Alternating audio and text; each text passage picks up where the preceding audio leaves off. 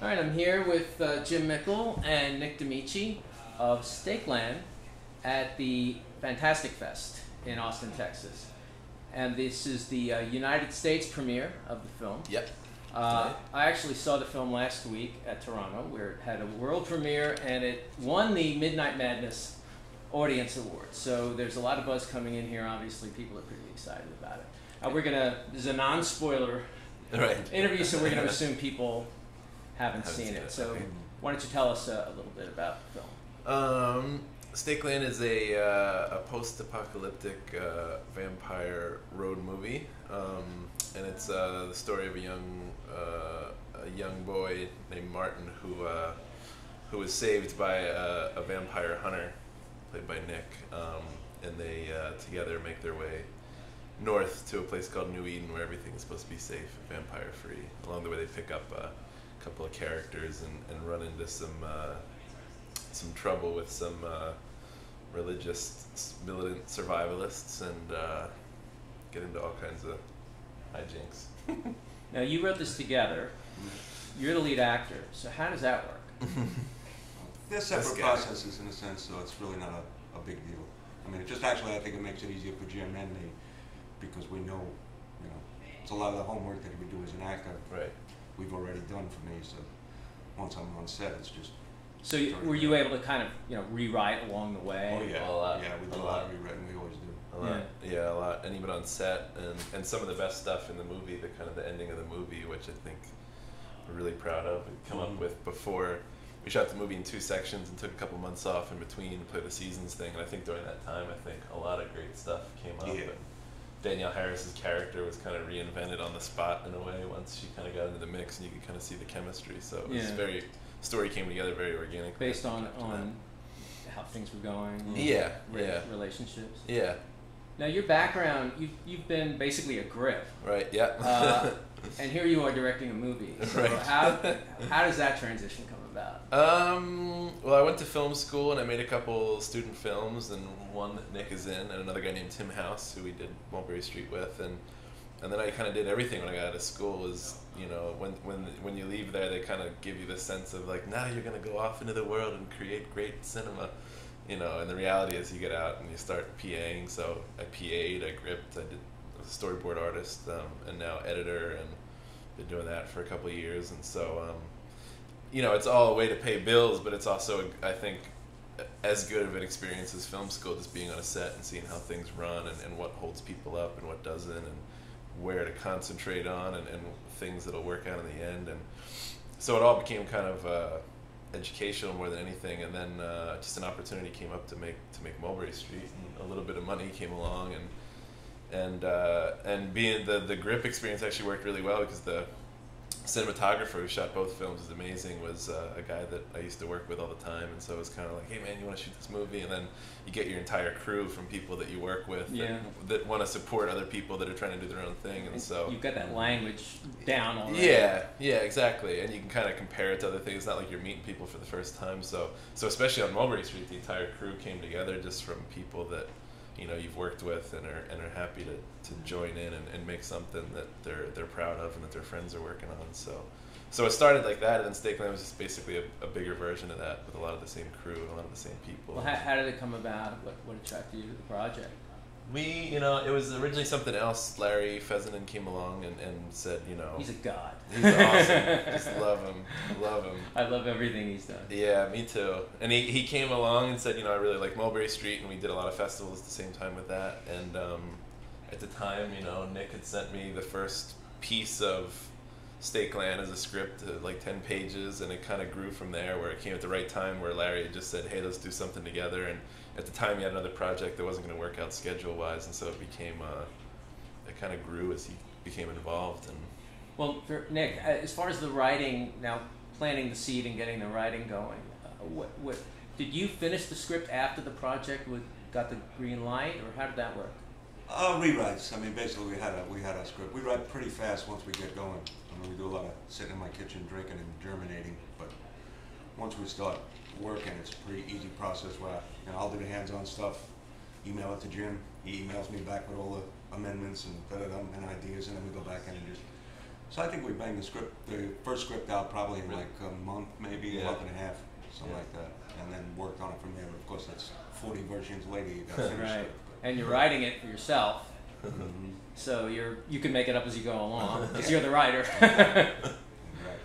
Now I've described this as The Road meets I Am Legend meets Karate Kid meets Forbidden Kingdom with George Romero at the helm.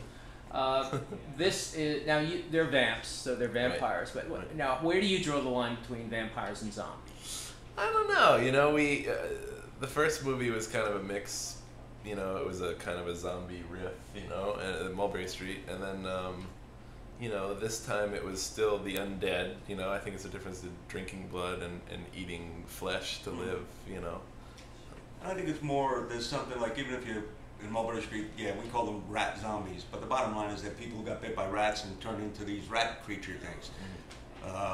Same thing with this, we call them vamps in the movie, but we never say, oh, they're vampires. Isn't there at one Traditional point vampires. there is because I was listening, you were calling them vamps, and at one point you do use the word vampire. Yeah, and that was actually I I hate fucking vampires. vampires. That was actually an ad-lib line. Right. at the Yeah, time. that was totally Right. ad-lib. But our thing was, you know, what would happen if people got this disease and started drinking people's blood? We'd call them vampires. Right. So it gave us freedom to not do the traditional Bela Lugosi, I'm a vampire kind of thing. That was what I was going to ask.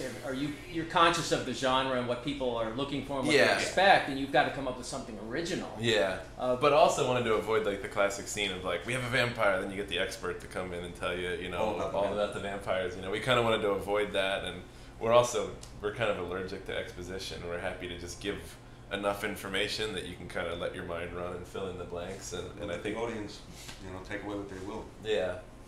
Now, I noticed that Belladonna had backed this. They did LIE and Transamerica, which are like two of the greatest indies of the last decade. Very good to us. Where did they come into the project? Well, my girlfriend is Linda Moran, who is one of the partners at the group there at Belladonna, so she runs that with Renee Bastian. And on Mulberry Street, we started doing that, and I think at the time she was like, "This is so sweet. You guys are gonna go out and make this little zombie movie." That's so, but you know, and she totally ate it up and really shepherded that along. And then Adam Folk, who was a producer on Mulberry Street and works there, he was kind of the third company, I guess, involved in Steak Land between MPI and Glass Eye and Larry's company, and then Adam came in, so it was kind of pulling resources between all these companies, and so that was really it. But I mean, she's a really great hands-on producer. You know, I can say with no bias that, you know, her ability to give feedback and notes, and also when you're in a room full of dudes making a movie about dudes, it's so nice to have this voice of reason come in and make sure that it's always about the characters and the emotions, and yeah, so she's been instrumental in both of these movies. Now, and your character is the mentor to Connor Paolo's character. I'm pretty familiar with this work. You two worked on World Trade Center. Yeah, we actually didn't have anything together in that. I mean, I think we did the picnic scene together, and I might have met him. We don't even remember. All right, so that's just a coincidence. It's just a coincidence, actually. How did he come into the picture? And I want to hear you talk a little bit about your working relationship with him. Either one. Well, coming into the picture, we cast it, and the casting director just kept saying, this kid Connor is amazing. You're gonna love him. You're gonna love him. And he came in. I remember he came in like he was really early for our meeting to talk about the script and stuff. And he was so enthusiastic and so into the movie and into the character and into what was going on that it was kind of staggering. And then I stupidly didn't cast him right away because I was a little bit afraid of Gossip Girl and that connection. And I just, you know, when you're trying to stand out as a vampire movie, I didn't want to just kind of follow the same road that others have.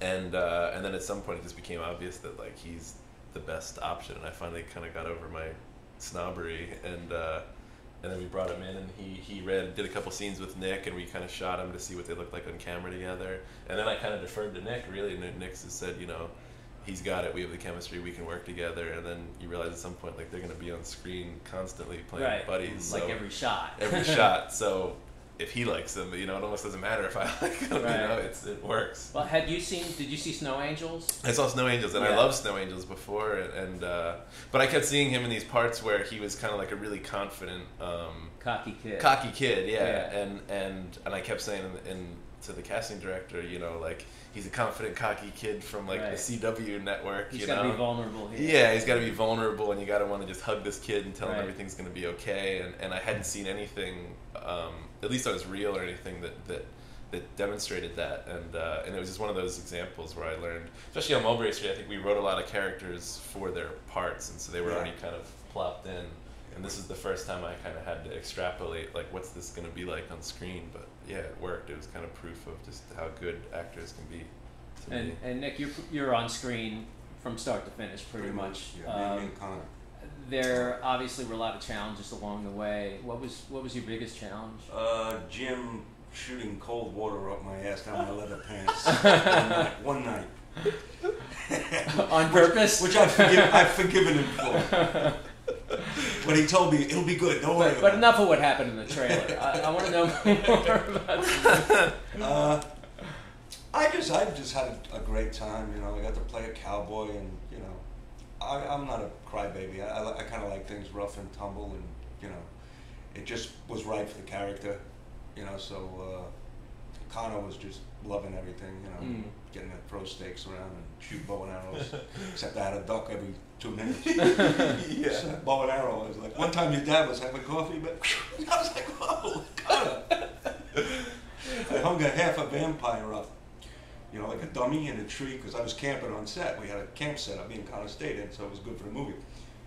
And he was practicing with the bow and arrow all the time, shooting the half a vampire. And it was just like, man, I gotta walk out of my tent. That's great. Now, the film has distribution with Dark Sky. Tell me how that came about. That was before the festival, wasn't it? Yes, they're the production company on it. They got it all rolling.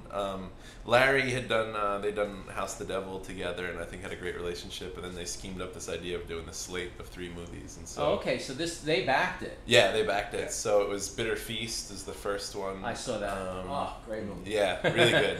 Really, really good. So that was the first one, and then we shot right after them, and then Hypothermia, the Jim Mickle movie, shot right after us. So they, you know, they had this whole 3-movie kind of slate idea in the independent horror world, which is so fun. Now, Larry always has a cameo. Yeah. Did he had to say to you, I got to be in this movie? No, it was just kind of I tried to get him in my student film actually in like 2001 to do a cameo, and it didn't work out with schedules and stuff. And then we kind of tried a couple times to make stuff work, but then he did Mulberry Street, you know, and I just emailed him and said, you want to be in our movie? And he was so sweet and said yes, and so it just kind of popped up, and yeah, he never even had to say anything. It was kind of obvious, like, what's he gonna play? And he's great. I mean, he's like, I love their scene together. So as soon as he came on screen, I was like, yeah. For the insiders, the people who know us both, Yeah. it's very funny. And the audience ain't gonna pick up on it, but it's just me and Larry trying to out-gravel voice each other. Yeah. oh, okay. And he doesn't get killed too, which is so nice to finally give him a role. Yeah. I think he gets killed in every movie he does. Yeah. It's so nice to let him. All right, so Nick, what's next up for you? Jim and I are hoping to do a movie called Cold in July, which we adapted from a Joe Lansdale novel, crime thriller set in East Texas. And we'll see what comes about with that. We're trying to attach talent and still raising a little bit of money. So Jim, that's your next project. Yeah, that's it. And then really just, you know, we finished the movie right before Toronto, so it's literally the night before, so it was go check out movies. Like, I feel like my brain is finally for the first time able to kind of separate from this movie and even think of a world after it. So it's kind of see what comes along and see where our minds lead us to. Now, is there a date set theatrical for Stakeland? Last I heard was first quarter of next year. So, all right, so it is coming out. Yep, and theatrical and yeah. All right, well, congratulations. We'll Yeah. watch for it, Thank and you. good luck with everything you do on this and your next project.